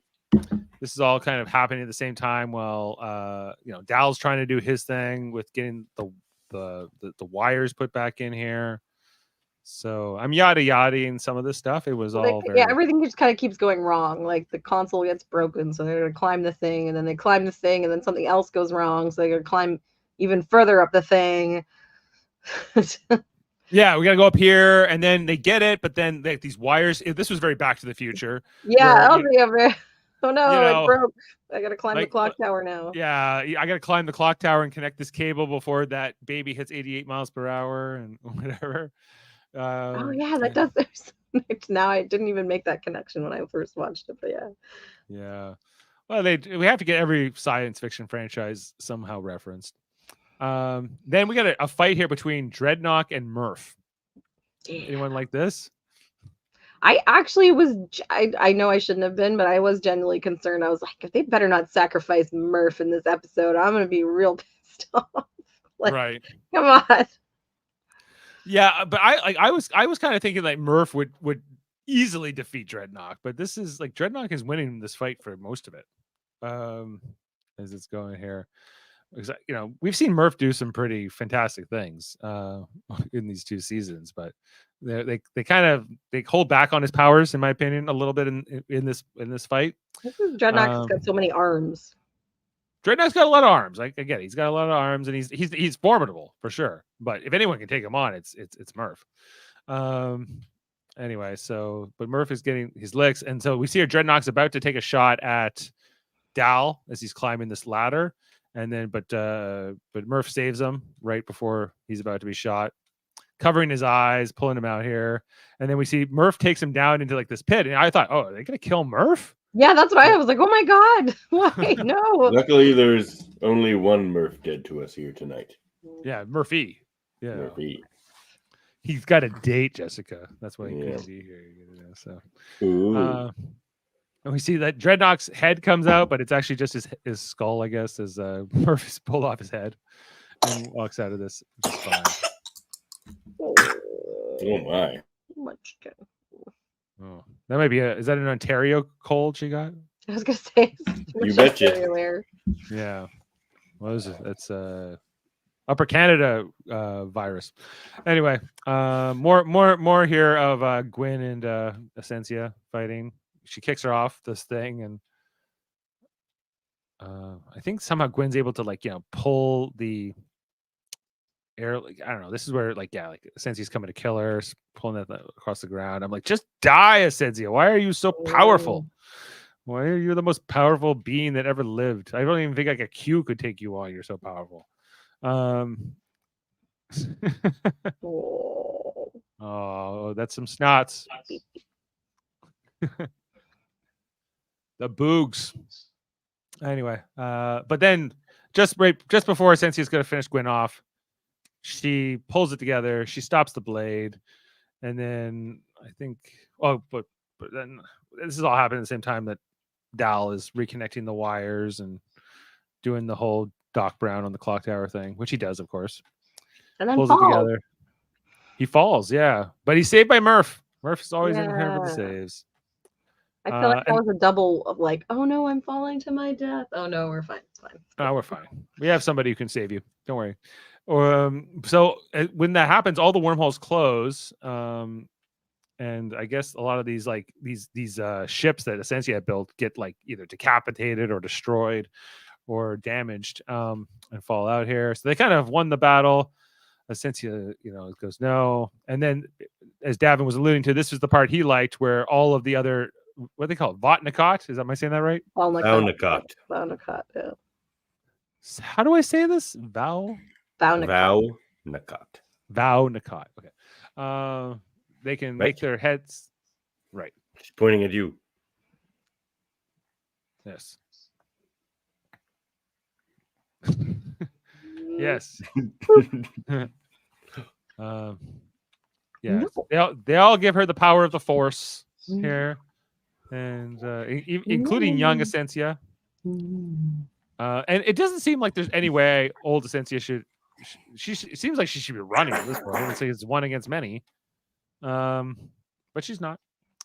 Including those guys with the things on their eyes. They're here too. And this gives Gwyn all the power she needs to go full transcendent power mode. It's gone. Is she- What was the Dragon Ball term? It's got Super Saiyan. Yeah. Yeah, she's got her eyes all lit up. She takes back the heirloom, and then we see like Ascensia lose, like all her stuff goes gray, and she loses her energy or something. Yeah, I didn't really quite get that. Michael's theory is that it like she kind of burnt herself out, but Yeah, I didn't really understand. Like her eyes like don't have that glow anymore. She's just kind of like this dead version almost of herself, but she's not dead. They I seem don't to know. be partial energy beings. Like they Right. Yeah. So maybe she's lost that part of her. or they that all connect- like just took all her energy and put it into Gwyn because before they were following her will. Like, and that's why she called them traitors, because then they turned on her and started to support Gwyn. Therefore, channeled all their energy into her instead. So is that how she maybe Sensia took over in the first place? Is that when she had convinced them all to give her this Convinced- power, and then she Good abused that theory as power? any. Yeah, I guess. Right. And so Gwyn is got the full power of the Force on her side. We got the wormhole. The final wormhole is now open, and they're able to go. We can send the protostar through. It's a big celebration moment here. But they have to get but just then we see, is this where like the loom are coming through the wormhole? I think that's how this they episode hear the ends. sounds, and then Leslie's like, "No, they're too early. They're too early. We still had time." Yeah. So the loom are here. So I guess but that's kind of like where like part 1 ends there. And then we go into this, this part 2. So we can wrap up this whole thing, guys. I know we're an hour and 20 in, but we're doing good. I was worried about this because I felt like in season 1, when we got the last part, it was just mostly like wrapping up their stories and setting them up for the future. But like this was like they still hadn't resolved the plot, so I was a little worried about how much time they would have to like wrap everything up towards the end. Right. Yeah, there was a lot to happen here. Although I felt better about this going into this finale than I did about like some of the other shows I've covered in recent years. Like in particular in Picard, I remember I was like, how are they going to wrap this all up? And they didn't very well. Anyway, so the final episode. Don't get Jessica Ouroboros. started, Dave. I know. I kind of want her to though. Yeah. So Ouroboros Part 2, the finale, or at least the season finale of this, as we see, we see Ascensia is sort of like broken and like, what have I done? I've let all the loom out. I'm bad. Well, they kind of take her away. I'm surprised. I was kind of a little. That made no sense to me. That all of a sudden she feels badly. I don't know. It just. What have I done? I'm like, what did you think you were doing? Yeah, bad character. Yeah, just uncompelling, unrelatable. Anyway, so they got this wormhole thing, and the loom are coming out, and what are we gonna do? The loom start attacking the planet and coming after all of them. Maybe Wesley's like, no, I thought I had more time. This wasn't part of the plan. What are we gonna do? They eventually come with this idea that they're going to try to fly the protostar in there. We see like the Vau Nakat. Did I say that right? Vau Nakat. I'm surprised. Like I would have like at least one of them. You think would have been captured by these loom, right? Like at least with the amount of loom that were coming down here. Anyway. They were ready. They were running. We'll run away. While the protostar people do stuff. So they decided they're gonna fly in right into the swarm here with temporal shielding and matching their phasers to their frequency. And so even though Wesley told us there was no way to fight these things, I guess there kind of is.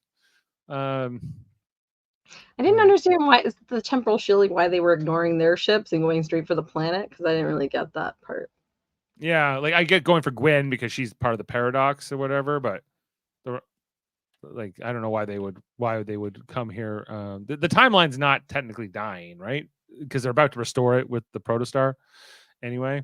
If they can get through, but if they lose the ship, but like it's not just it's this whole like universe, right? It would get the whole universe will die, if they don't correct it.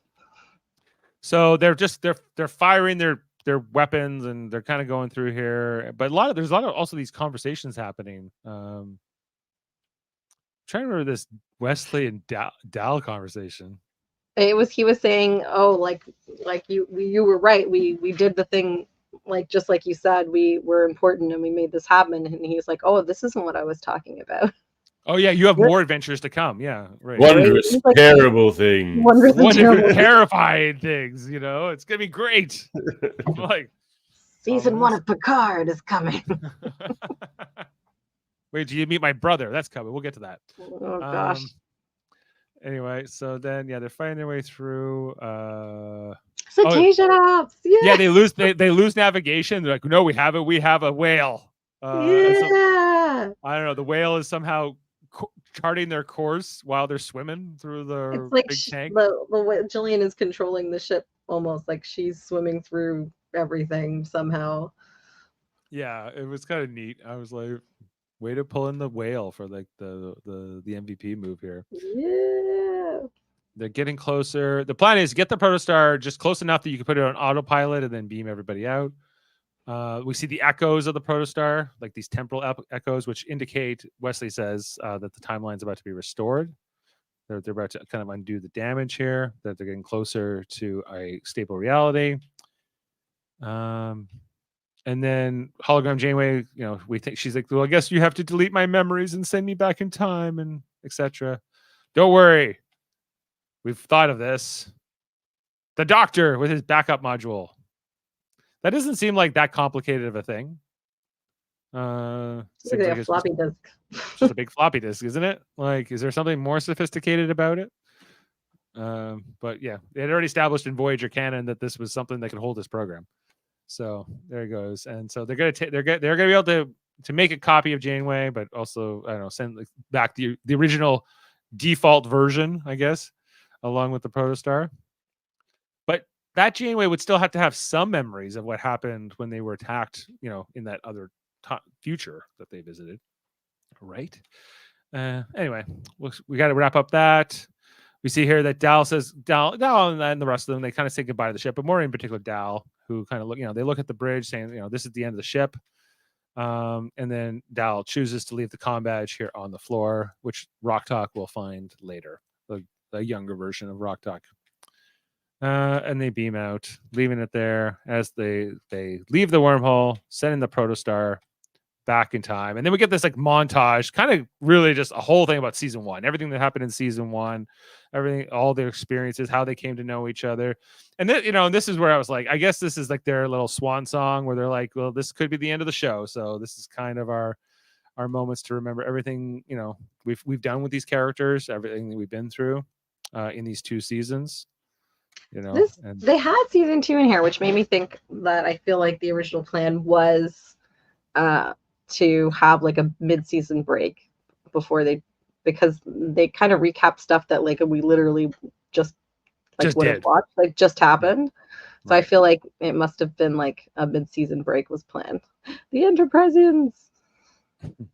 I legitimately cheered for the whale. Like this was like, why they got a whale on the ship? That seems like a bad use of resources. Well, it came out. I found like someone was saying like the whole cetacean ops thing was like invented by TNG, like as a joke. Is that, and like that there's like plans on there with like not only just the cetacean ops, but there's like a whale escape pod in case something goes wrong. Yeah, the whale's got to have an escape pod. It's just amazing. Yeah, well, it could also be like for Xindi Aquatics. They could also use those facilities, right? And so. Or dolphins, right? Isn't it? It's dolphins or beluga whales on lower decks. I can't remember. I think they're belugas. Yeah. Oh. Yeah, you didn't cough for the last 10 minutes. I unmuted and then you started coughing. She knows. She wants to be on the podcast in one way. You're not cooperating. No. Yeah, you're right. But a lot of this was like, some of this was in the very previous episode that they're showing us here. When they met Wesley Crusher, when they work with Chakotay to restore the ship, a lot of stuff we kind of the mirror Chakotay. Because I feel like it just happens. This felt definitely like the original plan was to air it like week to week or have like a mid-season break. Because I feel like the happened stuff we literally just watched. Instead, we get it all dropped at once, So A lot of like, yeah, I guess the life flashes before their eyes. We see that the ship ends up there on Tars Lamora as it's supposed to be, and then we see, the comm badge on the floor found by Rockfog. Jaga saying here, I think the Rock episode with the time loop is still my favorite of the series. This season was really enjoyable, though, considering the time travel stories are typically a mess. And this one has its share of mess too, but I'm still trying to figure out what the hell's going on with the Diviner. But anyway, so once they do that, all the Loom are like, nope, we're leaving. We're all turning white tails, and we're getting out of here. They head back to Voyager, and there's great celebration and reunion and happiness, and everything's like Chakotay and Wesley Crusher are having a hug. Whoever thought this would happen? Coming together. Gwen's temporal armband could be taken off. She's now stable in time. Still questioning that. And then they head down to Solemn. Say goodbye to young Diviner, leave him in command, I guess. Hopefully he won't grow up to be evil, bitter Diviner eventually. It seems like they've avoided the Civil War and the nuclear holocaust that this planet was headed for. And I think the only way it makes sense if Gwen, because it doesn't make sense that Gwen would only cease to exist if that ship ended up on Tars Lamora. Right, because that's not the only condition of her existence. She was born before that ship would have been before they discovered the ship, right? So my guess is that what they meant and what they figured out and why this universe was always dying is that they created the wormhole that Chakotay initially went through. That's the only way it makes sense. Right. Because they went back through the same wormhole. He went back. He sent the ship back through the same wormhole. And I guess that's kind of what we figured out with all that kaleidoscope stuff there. Was that the original wormhole that the Protostar and the crew of the Protostar went through was part of this whole thing. So it is kind of a predestination in a sense. But it's because he went through the wormhole they created, and then sent the ship back to Tars Lamora, but they interrupted the send back. But if they don't create this wormhole, then none of it happens, I'm guessing. I know she was cloned, but she has to be cloned from like evil Diviner from the evil future, right? Yeah, because that's the only way she was cloned, but like the only way it makes sense that she would disappear is if basically the Volnikot's plan to go back in time was thwarted, which it was thwarted, so they would, I think that's the only way that makes sense, is that they created the initial Chakotay wormhole, and that was the wormhole. This is our new mission. We got to get Dan and Kevin Hageman on this podcast, and we're gonna say, what the hell is going on here with these timelines? I think that's right. I think that's what they were trying to say. That's what we have to make happen. I'm gonna go with. Yeah. So then we just have some wrap up scenes here, kind of a montage as we see, like, they're all kind of heading back to Earth, and we see here the whole thing here with Wesley and Beverly Crusher happens. Calls his mom on the iPad just to reveal he's right behind her the whole time. I'm sure we all enjoyed this. Yeah, I think we did. But he says hello, and I have to leave right away. Is kind of what he says to Beverly. He's not even gonna stay for like a cup of tea. He has to get back to saving timelines or something. But you got to come meet your brother, and then like we hear like the voice, like doesn't this young Jack Crusher say some words? Yeah, he says, "What's your name?" What's your name? But not in a British accent. Nope. Because he only picked that up because he went to school there. He picked it up like that thick, limey accent, like just from a few years. It's just like those annoying people that go on holiday and come back saying Barcelona. All right, that's Jack Crusher. He's Barcelona. He got the accent at boarding school. All right. Anyway, so the Crusher boys have met. This is in canon. It's established. The doctor is like, I'm sorry, this is the end of my holo novel. I'm working on it. He's got this guy on the bioped. But I just want to read what it says here. It says they looked at each other like two cautious cats sleeping at the very loud accident, which had orchestral music playing in the background. The mentor regarded the students' comments. Now you have learned the final and most relevant lesson, that they went inside for a nice cup of tea. The end. What? It's a masterpiece, a masterwork. That sounds like it was written by AI. It I guess it was, actually. It was. Is that the joke? Okay, I get it now. Yeah, I call it The Mentor, a novel by the EMH. The Mentor has always loved Grey Cambridge with its queasy, quick quarry. It was a place where he felt somewhat unstable. He was a gentle, remarkable tea drinker with diplomas and charming traits. His friends saw him as a smart, caring man once. He even had helped an injured puppy cross the road. That's sort of the man he was. This is a terrible Hollow novel. He walked over to the window and reflected on his deserted surroundings. The rain hammered like sailing birds. Why is it all in caps? Then he saw something in the distance, or rather someone. It was the figure of the student. He was forgetful. He was a forgetful do-gooder with a handsome smile and a thirst for knowledge. He was a handsome Isn't a Hollow novel like in the holodeck? So I feel like, shouldn't it be in like code or something? As the mentor stepped outside and the student came closer, he could see a glint in his eye. Oh my God. I knew this is a real book. All right. Yeah. And that guy's just happy he's not dying in the background. And then we see here, I was like, oh man, like Chakotay has made the captain here of Voyager, which I loved. I guess, Tice is going to serve with him. We see Janeway retires. She's going back to the farm. Going back to her farm in Indiana. She's got a pretty nice house there. So we know that Janeway has at least one sister, I think, right? But yeah, I guess this is the family thing. Bloomington, Indiana. And back at Starfleet Academy, Aaron McDonald teaching not Temporal Mechanics 101. You can throw that. We have Temporal Mechanics 201 now. They're all looking at Dal because they think he has a lot of things. And here Zero and Majel doing the whole finger thing, as Vulcans do. It's first contact day. And then we see that the Prodigy kids are kind of like popular around campus. They're kind of famous for everything they've done, I guess kind of like how Wesley Crusher would have been when he was at the Academy, as he did help them defeat the Borg and many other things.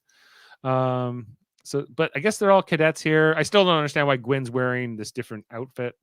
If she's supposed to be a cadet as well, but whatevs.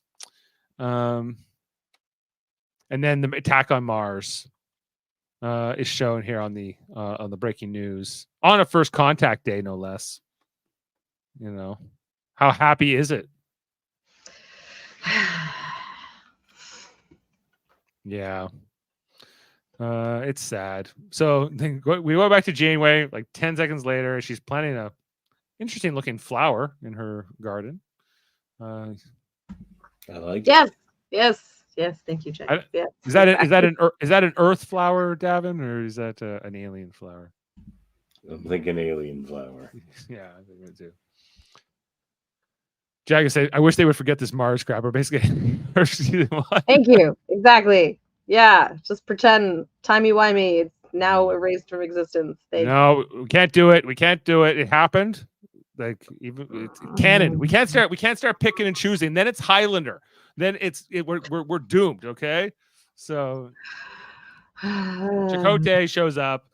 I thought I was like, we just broke 5 seconds ago, into like the aftermath. But yeah, there's been attack on Mars. You're being pulled out of retirement. Pull back here. We see Jellicoe now wearing this uniform that we saw Picard wearing in the flashback. So we're led to believe this is the uniform. Although, okay, I got some issues. Yes, they kept with the canon, so I like it. But why are they wearing the old comm badge?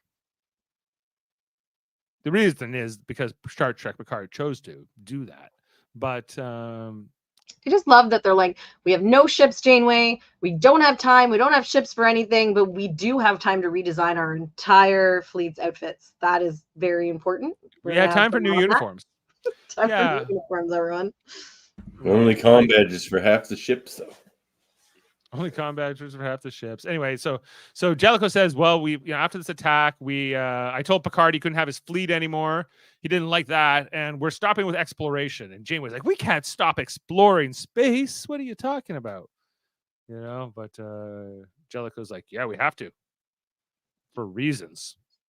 You suck, Jellicoe.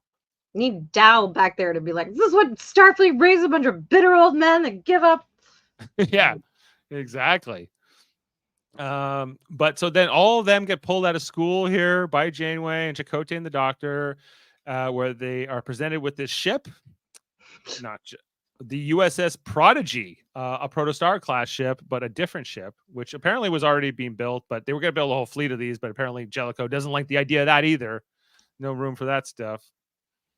It seems like this would be useful. No, it's only useful for exploration is the reasons we're giving. Even in a military context, it would be useful. Like it's just a fast ship that has a proto drive. Like you don't think there's a use for that?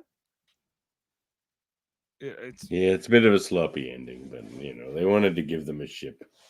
They wanted to give them a ship. I was like, I kind of dislike that they pulled them out of the academy. I'm like, let them go to the academy. Like, you can do whatever you want with this timeline. Like, say that they spent a year at the academy and then you gave them the ship. But anyway, they're giving them all. Time must have passed, I guess.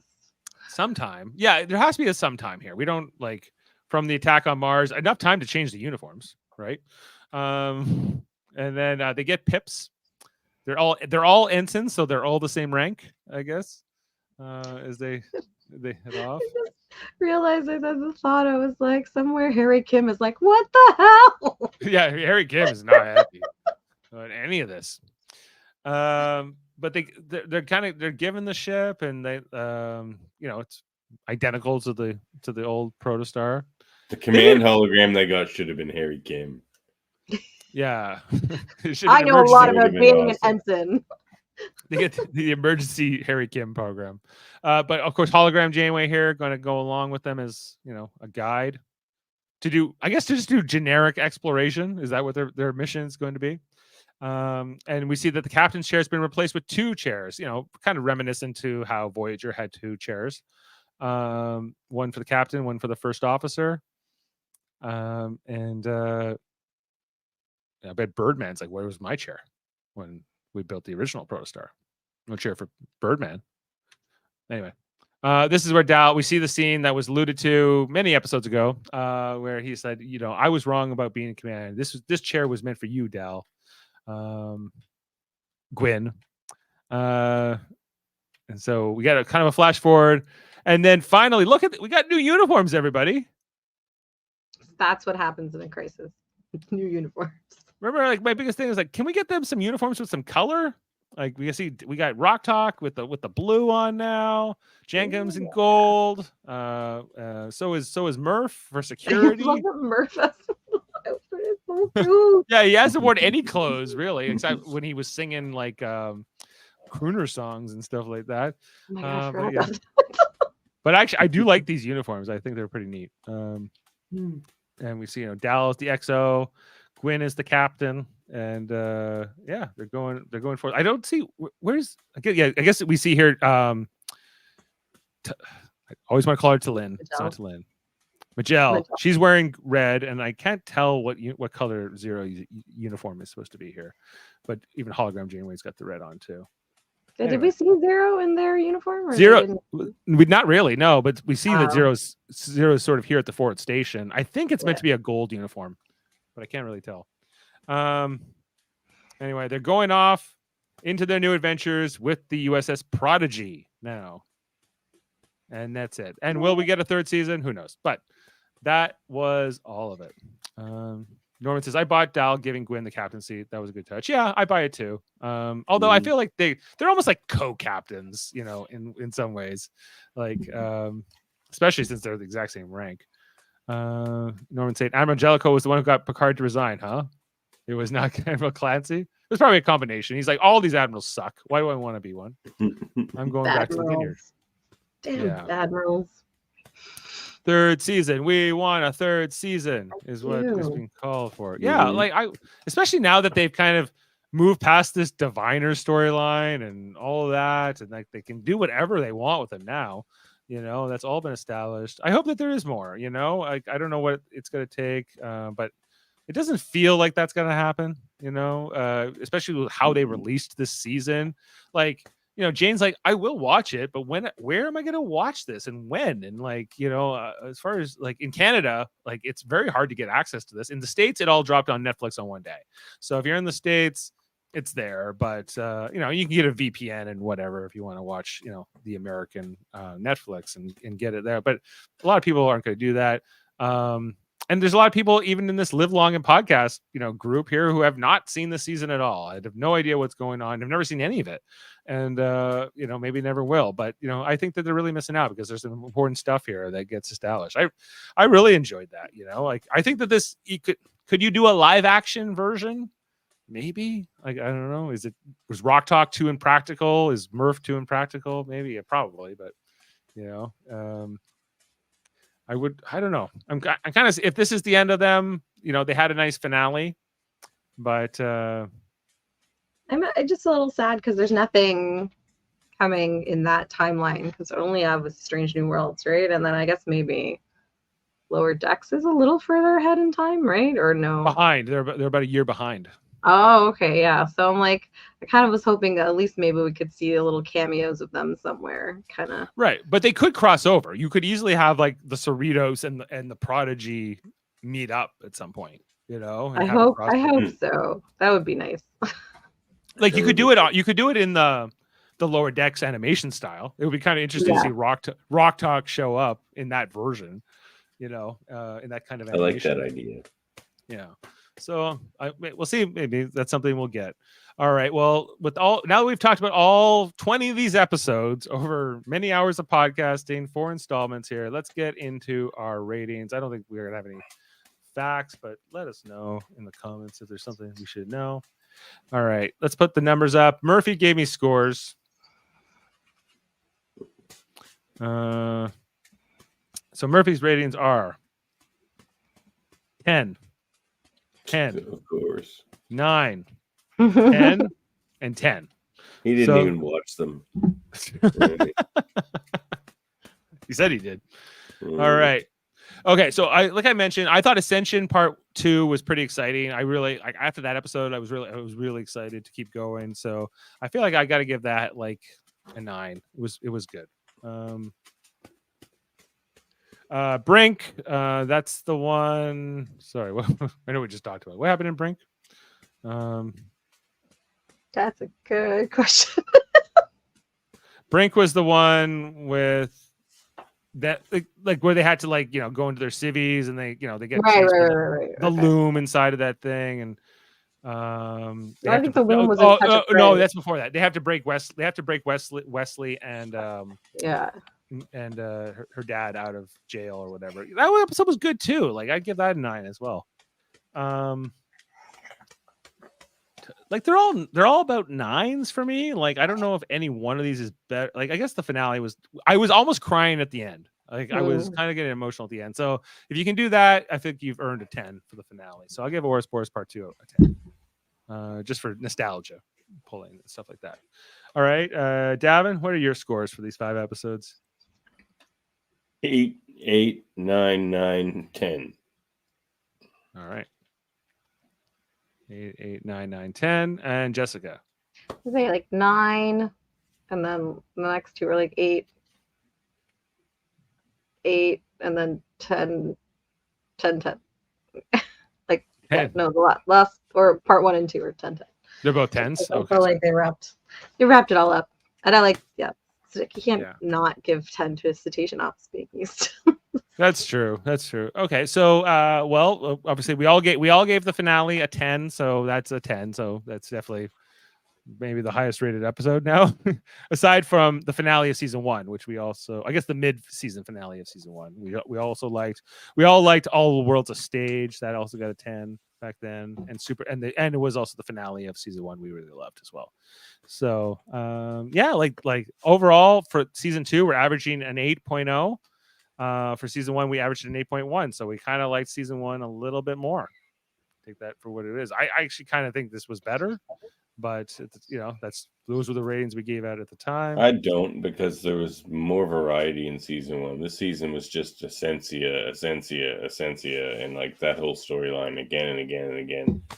And Yeah, didn't have kind of it did have that Tribble one in the Mirror Universe one. Take that however you want. Well, Davan, it is worth pointing out you do have the lowest score for the season at 7.3 on average. Probably because you hate the Mirror Universe and you have to have the punitive rating system out there. But honest. And we also have Murphy this rating this second season, which is also changing the results here a bit. So take that for its will. I think in terms of like rewatchability or more like fun, I guess season 1 is more like classic Trek because it has more kind of one-off episodes and like away mission type things, whereas this one had to be really tight with its story, so there wasn't really any chance to have those. They were pretty rare, just to have like Tribble episode and maybe just the episode where Zero gets their body, but otherwise it was very like story, which I guess, I mean, it depends on your preference. Like that's very much like a Discovery style, like really like story, overarching story kind of, versus one-off episodes. Right. Yeah, like the show, I think I'm sad that it didn't catch on, or hasn't, or at least not yet, has not caught on with the fans like the way I think it really deserves to. I know that there are a ton of people out there that do love the show and follow it and everything else, but I would, the good thing I guess of these things is they're there forever, and you hope that someone will come along and discover it. Like I'm really glad that we got this show. I was really skeptical of Prodigy when it was first announced, and I was like, who is this crew? No one's wearing a Starfleet uniform. What is this going to be? The Nickelodeon banner made me go, whoa, is this a good idea? And I think that these guys, these two brothers, the Hageman brothers, like, they brought us a really special show. My only critique would be that they like to borrow from almost every science fiction franchise in one way or another. It got little, you call it homage, call it paying tribute or whatever. But yeah, it was all the time. It was like, even these last couple episodes, like that's Back to the Future. That's, even when Gwyn was fighting Ascension at the end and she got all the power, I was like, oh, now it's the Matrix. Neo's got the power. He is the one, and like things like that. But I'm okay. They know what gets people excited, and so I can't fault them for that either. Even though it's kind of obvious. So anyway, I'm glad we got it. Obviously, I've enjoyed it. I've given this overall an 8.4. That's my average rating on a Prodigy episode. Very little about this I didn't like. So that's chill. Any final thoughts? It's such a good show, like for parents to like watch with their kids. And I don't know, I just felt like you could tell it was crafted with love. That's what I felt like. It felt like this was definitely written with love by nerds that love this stuff, and I don't know, it was just lovingly crafted. I could feel it in the show. Yeah, it was a tight tale at the end too. They kind of closed all the loops, not just in the timeline, but in the storytelling as well. Yeah, Norman's giving this a 9 out of 10 for the season.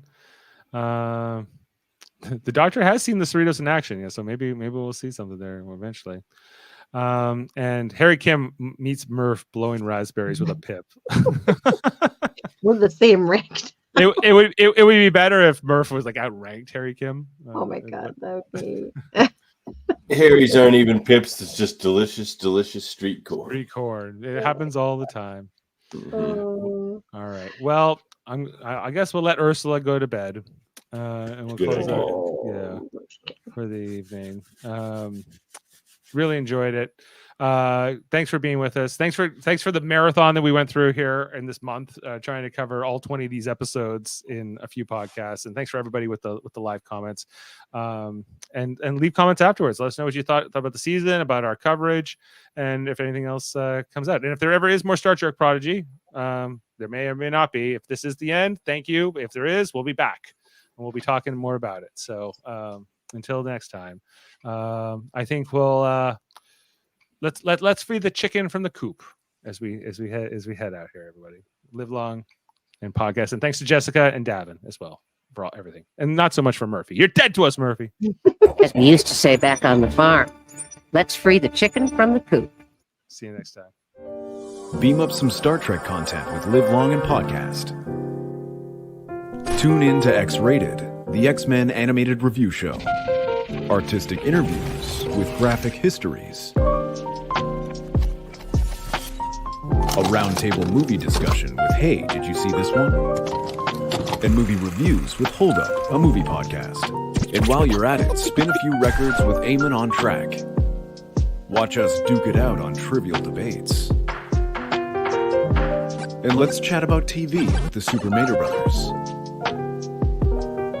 It's all here on the United Federation of Podcasts.